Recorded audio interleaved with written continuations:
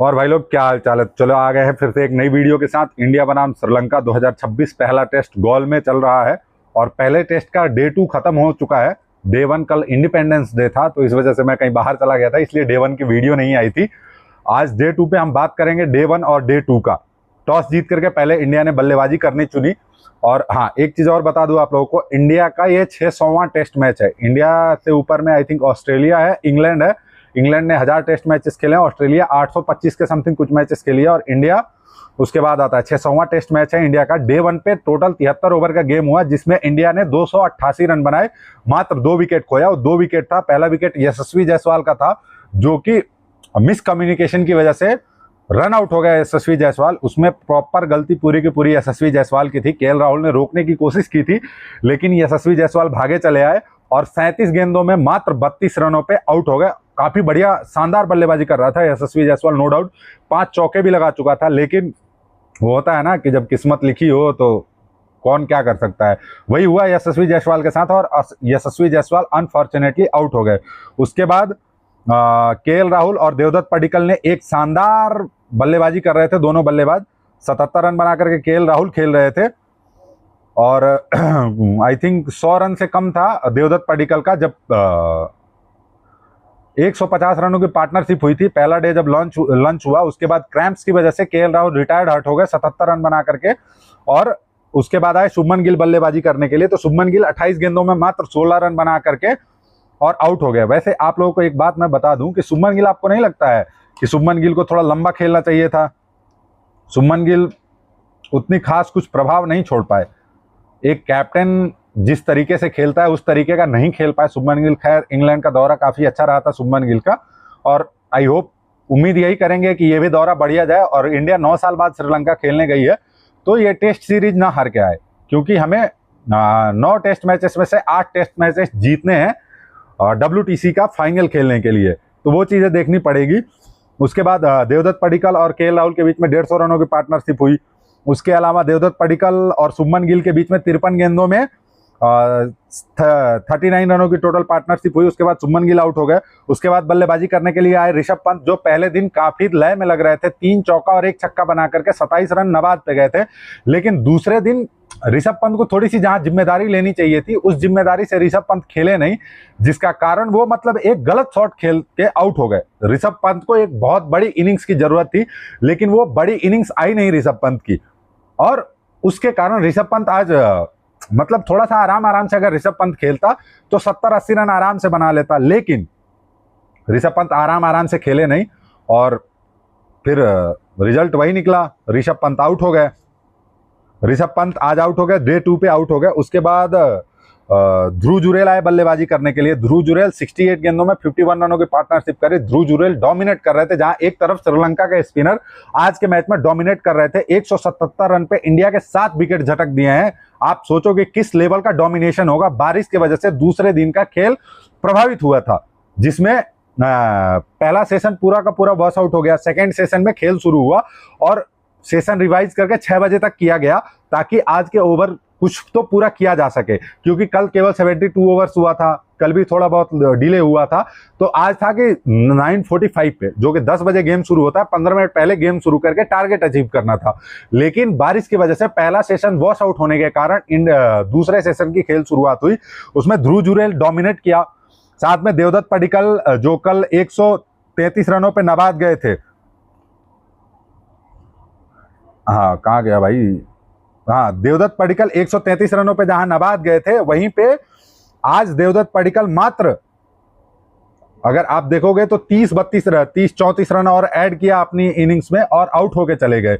जो कि अगर देवदत्त पडिक्कल थोड़ा आराम से खेलते, थोड़ा संभल के खेलते, तो नंबर 3 पे हो सकता था कि दोहरा शतक भी लगा सकते थे। वैसे आप सभी को बता दूं, राहुल द्रविड़ और चेतेश्वर पुजारा के बाद श्रीलंका में 150 प्लस की इनिंग्स खेलने वाले तीसरे नंबर के तीसरे इंडियन ऐसे बैटर बने हैं जिन्होंने 150 रनों की इनिंग्स के लिए तीसरे नंबर पे। उसके अलावा नीचे रविंद्र जडेजा कुछ खास कर नहीं पाए।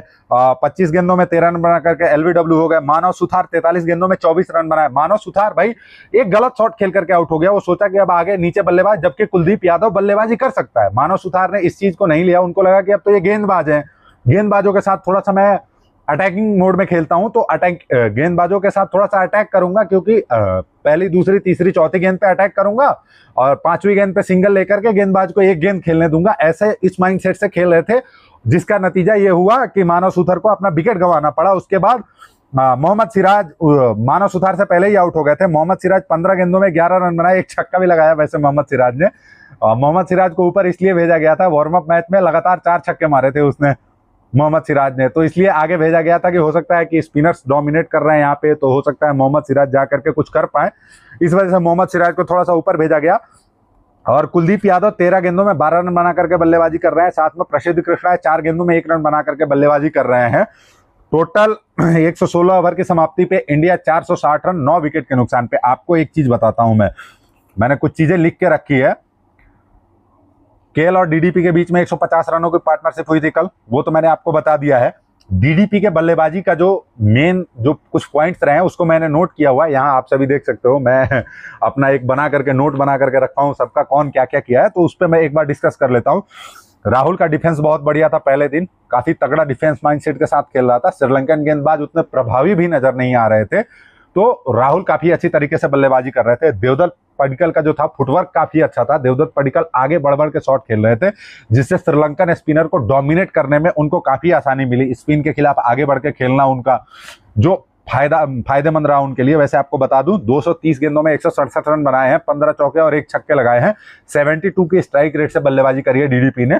फर्स्ट डे पर डीडीपी 131 रन पे नवाज थे और स्पिन के खिलाफ फुट मूवमेंट, गेंद के पिच तक पहुंचना और आगे बढ़ के शॉट खेलना, ये डीडीपी के लिए काफी कमाल रहा। नंबर 3 पर जिम्मेदारी से खेलना, जैसे पुजारा खेलते थे नंबर 3 पे, पुजारा आकर के टाइम लेते थे, वक्त लेते थे, डिफेंस करते थे और एक तगड़ा न्यू रखते थे कि नंबर 3 का मैं बल्लेबाज हूं, तो नंबर 3 की तरह खेलते थे, एक दीवार की तरह टिक जाते थे चेतेश्वर पुजारा। ठीक उसी तरह डीडीपी भी टिक करके खेल रहे थे। वैसे आप सभी को क्या लगता है, डीडीपी नंबर 3 पे साई सुदर्शन से कहीं ज्यादा इफेक्टिव होंगे? आई थिंक चौथा टेस्ट है डीडीपी का ये, और चौथे टेस्ट में तीसरे नंबर पे बल्लेबाजी करते हुए 150 प्लस का रन स्कोर बनाना, आप समझ रहे हो किस लेवल की बल्लेबाजी करी है बंदे ने। उसके अलावा एक और चीज नोटिस करने वाली थी कि डीडीपी अगर चाहता, देवदत्त पडिक्कल अगर चाहते, सही ढंग से अगर खेलते, थोड़ा सा और कॉन्फिडेंस के साथ खेलते, आज जिस तरीके से खेले हैं, जिस तरीके से आउट हुए हैं डीडीपी, जिस तरीके से स्टंप आउट हुए हैं, आगे बढ़ के नहीं, मतलब आगे बढ़ के खेल रहे थे, गेंद फ्लाइटेड गेंद थी, हवा में लटक गई गेंद और स्टंप आउट हो गए। डीडीपी थोड़ा सा संभाल के अगर खेलते तो हो सकता था कि दोहरा शतक भी लगा देते, अपना पहला दोहरा शतक। उसके अलावा गिल टोटल 16 रन बनाए। गिल को एक लंबी बारी खेलने की जिम्मेदारी उठानी होगी, क्योंकि देखो कैप्टन का सबसे बड़ा चीज कैप्टेंसी नहीं होता, कैप्टन का सबसे बड़ा होता है कि कैप्टन अपनी कितनी बड़ी लंबी नॉक खेल सकता है। चाहे आपने एक चीज नोटिस करी हो, चाहे वो MS धोनी रहे हो, राहुल द्रविड़ कैप्टन रहे हो, या विराट कोहली रहे हो, या सौरभ गांगुली रहे हो कैप्टन पास्ट में, रोहित शर्मा रहे हो, वो जिम्मेदारी से खेलते थे। इवन शुभमन गिल भी जब इंग्लैंड के दौरे पे गए हुए थे तो वहां भी एक जिम्मेदारी से क्रिकेट खेल रहे थे शुभमन गिल, तो वो चीजें शुभमन गिल को यहां भी दिखानी पड़ेगी। चलो खैर पहला टेस्ट था। उसके अलावा केएल राहुल 77 रन बनाने के बाद रिटायर्ड हट हो गए थे, क्योंकि उनको क्रैम्प्स बहुत आ रहे थे केएल राहुल को। पहले ऐसा लगा कि वो अनफिट हैं, हो सकता है पता नहीं क्या हो गया, टेंशन बहुत ज्यादा थी, लेकिन बाद में बताया गया ऐसा कि नहीं, उनको केवल क्रैम्प्स आ रहे थे, तो इस वजह से केएल राहुल रिटायर्ड हट हो गए थे। जिसके बाद ऋषभ पंत आए हुए थे बल्लेबाजी करने के लिए। डे 2 में ऋषभ पंत आउट होने के बाद केएल राहुल वापस तो आए, लेकिन मात्र 5 रन बनाए। समझ रहे हो आप, मात्र 5 रन ऐड कर पाए। कितना बड़ा नतीजा, कितना बड़ा खमियाजा भुगतना पड़ता है जब एक बल्लेबाज अपने रिदम में हो, अपने रिदम में बल्लेबाजी कर रहा हो, लेकिन वो क्रैम्प्स की वजह से रिटायर्ड हट को होकर बाहर चला जाता है और बाहर बैठता है। उसके जगह पे बाकी दूसरे और बल्लेबाज आके बल्लेबाजी कर लेते हैं। उसके बाद अगर वो बल्लेबाज वापस आता है तो फिर वो रिदम नहीं मिल पाता है। और वैसे आज अगर देखा जाए तो श्रीलंकन गेंदबाजों ने काफी डोमिनेट करी है और आज गेंदबाजी भी काफी तगड़ी करी है। 177 रन पे 7 विकेट, समझ रहे हो आप। डे 2 का लेखा जोखा आपको बता देते हैं। पहला सेशन बारिश के कारण वॉश आउट हो गया। उसके बाद पहले सेशन में तो कंटिन्यू ऐसा हो रहा था, बारिश आ रही थी, रुक रही थी, कवर्स हट रहे थे, फिर क्लाउडी कंडीशन आ जा रहा था, क्लाउड वेदर हो जा रहा था, वेदर बहुत खराब हो जा रहा था, अचानक से बादल पूरा घेर ले रहा था, तो फिर वापस से पिच पे कवर्स बिछाए जा रहे हैं। ये सारी चीजें हो रही थी पहले सेशन में, ठीक है। उसके बाद देखते हैं, खेल काफी देर तक रुका रहा, लगभग 2:35 के बाद खेल शुरू हुआ है। बारिश के कारण पिच में बदलाव भी देखने को नजर आया, जिसमें श्रीलंकन गेंदबाजों को काफी मदद मिली।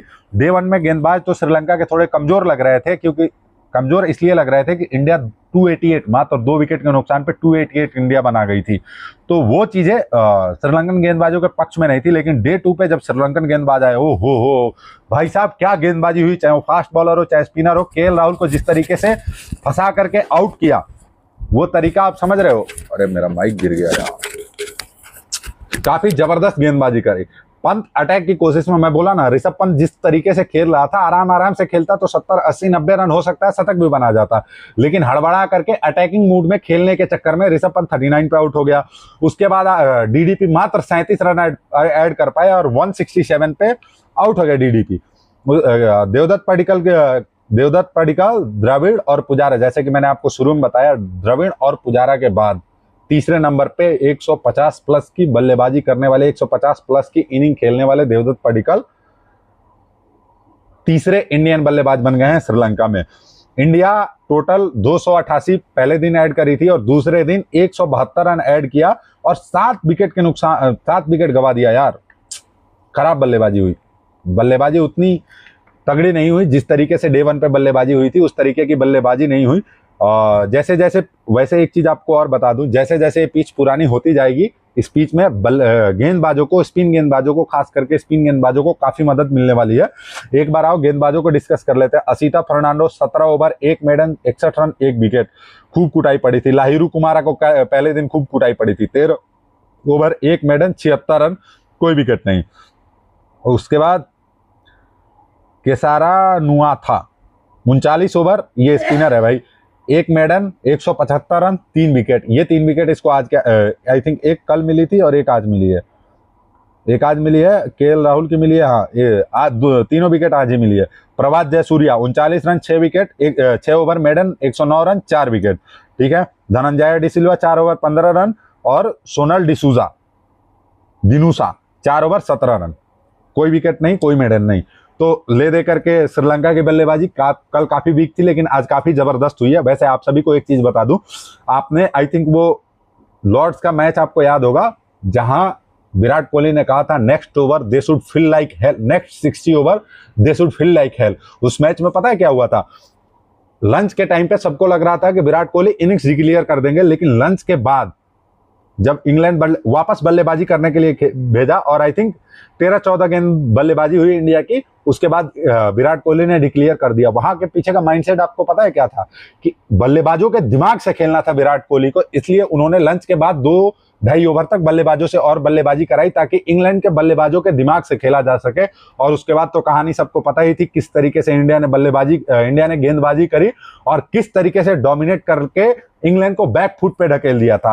अब इंग्लैंड की बात यहां पे मैं क्यों कर रहा हूं? क्योंकि इंडिया के पास कुलदीप यादव और प्रसिद्ध कृष्णा ग्राउंड पे हैं। नो डाउट कि ये लोग बल्लेबाजी थोड़ा बहुत तो कर ही सकते हैं, ऐसा भी नहीं है कि बिल्कुल ही नहीं कर सकते हैं। इनको ग्राउंड पे लेकर के जाओ, इनको ग्राउंड पे कल सुबह भेजो, आप इनसे बल्लेबाजी करवाओ, प्रॉपर 3 ओवर 4 ओवर 5 ओवर जितना ओवर तक बल्लेबाजी होता है करवाओ। उससे क्या होगा कि श्रीलंकन बैटर जो आज रात को पूरे फ्रेश मोड में रिलैक्स होंगे, फिर वो कल टेंशन चढ़ जाएगा कि यार कब आउट होंगे, हमारी बारी अब आएगी तब आएगी। इसमें थोड़ी सी घबराहट होनी शुरू हो जाती है बल्लेबाजों में। वैसे अगर आप कल सुबह में पहला ही गेंद श्रीलंका को फेस करने के लिए दे दोगे, तो वो लोग रिकवर होके आएंगे और अच्छे माइंडसेट से बल्लेबाजी करेंगे। तो हो सकता है कि इस गाले के स्टेडियम में वो अच्छी तरीके से खेल करके मैच आपके हाथ से ले जा सकते हैं। तो आपके पास ये एडवांटेज है कि आप श्रीलंकन बल्लेबाजों से फील्डिंग करवाओ, श्रीलंका के प्लेयरों से फील्डिंग करवाओ, 4 ओवर 5 ओवर 6 ओवर जितना हो सके उतना फील्डिंग करवाओ। हो सकता है 20-30 रन इसमें अगर ऐड कर दोगे तो रन रेट का और ज्यादा मेंटल प्रेशर पड़ेगा, क्योंकि इंडिया 460 रन पे है। 20-30 रन ऐड करता है तो हो सकता है कि 480-490 के आसपास पहुंच जाए इंडिया। और नो डाउट कुलदीप यादव जिस तरीके से 2 चौके लगाए कुलदीप यादव बढ़िया बल्लेबाजी कर सकता है। 3 गेंदे 4 गेंदे खेल करके चौका लगाना, उसके बाद प्रसिद्ध कृष्णा को सिंगल दे देना, प्रसिद्ध कृष्णा आकर के 1 गेंद 2 गेंद खेल रहा है, तो कुलदीप यादव को आप प्रॉपर तरीके से समझाओ, प्रॉपर उसको प्लान समझाओ कि ऐसे ऐसे करना है, कल जाकर के आपको 20-30 रन और ऐड करना है, दिखाना है, अपनी एबिलिटी आपको दिखानी है कि किस तरीके से आपको बल्लेबाजी करनी है। क्योंकि गाले का स्टेडियम है और यहाँ डे 3 डे 4 पे स्पिनरों को ज्यादा मदद मिलेगी। हमें चौथी इनिंग्स में बल्लेबाजी करनी होगी अगर श्रीलंका ये स्कोर पार कर जाती है, और तीसरी इनिंग में हमें बल्लेबाजी करनी पड़ेगी जो ऑलमोस्ट चौथे दिन आएगी। मुझे तो नहीं लगता है कि अगर आप 480 490 रन तक पहुंच जाओगे तो श्रीलंका वहां तक पहुंच पाएगी पहली इनिंग्स में। हो सकता है फॉलो ऑन खेलने को मिल जाए श्रीलंका को, तो आपको चौथी इनिंग में बल्लेबाजी करना है। हो सकता है श्रीलंका फॉलो ऑन खेल करके 150 या 200 रन एक्स्ट्रा बना दे, तो आपको चौथी इनिंग में बल्लेबाजी करना है। उस तरीके से आपको प्रिपेयर रहना पड़ेगा। इस सारी चीजों को देख करके आपको कल सुबह अपने जो भी बल्लेबाज बचे हैं, कुलदीप यादव और प्रसिद्ध कृष्णा, उनको समझा करके भेजना होगा कि भाई आप जाओ 5-6 ओवर खड़े रहो, रन नहीं बने आप वहां खड़े रहो ताकि उन पे मेंटल प्रेशर बना सको। उसके बाद आपके पास कुलदीप यादव हैं, रविंद्र जडेजा हैं, मानव सुथार हैं, स्पिनर्स हैं जो डोमिनेट करेंगे। जिस तरीके का डोमिनेंस आज देखने को मिला, 7 विकेट स्पिनरों ने निकाले हैं, प्रभात जयसूर्या और केसारा ने टोटल 7 विकेट निकाले हैं। तो इससे आप समझ सकते हो कि स्पिनरों के लिए कितना मददगार साबित हो सकता है, और आगे जाकर के ये पिच और ज्यादा स्पिन फ्रेंडली होगी तो आपके स्पिनरों को नो डाउट मदद मिलेगी। कुलदीप यादव भी कुछ ना कुछ करेंगे, तो इन सारी चीजों को आपको ध्यान में रखना होगा। वैसे दोस्तों वीडियो अच्छी लगी हो तो वीडियो को लाइक कीजिए और चैनल को सब्सक्राइब करना मत भूलिए। डेली शाम को मैच खत्म होने के बाद हम यहाँ मिलेंगे, तो मिलते हैं नेक्स्ट वीडियो में। तब तक के लिए जय हिंद दोस्तों।